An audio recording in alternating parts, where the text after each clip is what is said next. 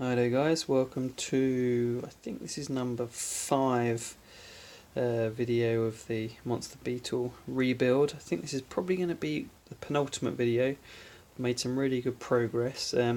First things first, the last video did end a little abruptly. That was because the phone I was taking the video on ran out of charge. Now the end of that video, or that was going to be about mounting the shocks, you'll see they are now mounted. So that was the stage, step 27. They're on and they're working nicely. I actually had to use where the screws go in the bottom here. I don't know if this is an old part. I actually had to use, and the thread was stripped out. I had to use slightly longer screws to get it to bite in the plastic.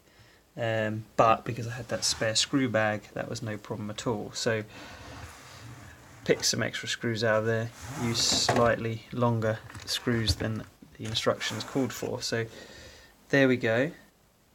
That's how she's looking at the moment. The other thing I've got ahead and done, I've aligned the steering, and then I've put a skid pan on, the front bumper's on.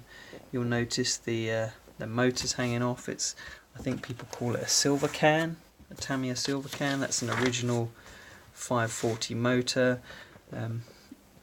I've also put on this brace here. This is the part that was totally cracked and obliterated, and I've replaced it and bought a metal part which I managed to find on eBay. That was, I don't know, maybe about £6, wasn't too expensive.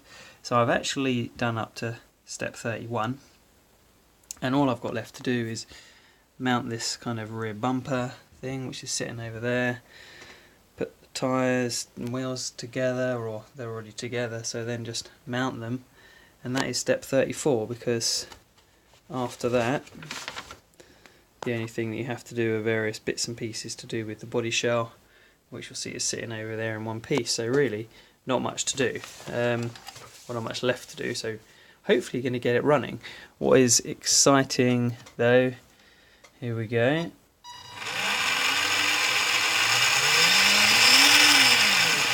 is we got a bit of power, so everything is working nice, so that's very good. What other things was I going to mention? Okay, so I've got the original silver can motor there. I do actually have a Tamiya torque tuned motor which came with the plasma edge, sitting down there on the floor.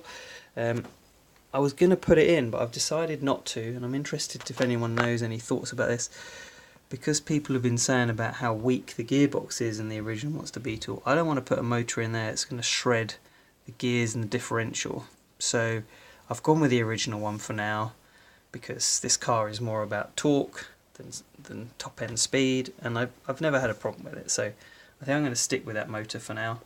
The only other thing I think to mention is I had to use some longer screws in there, but otherwise I think that's about it. So it's all looking pretty nice. I'm really pleased. It's all clean, it's shiny, all the correct screws are in the right places. I haven't had to use many spares.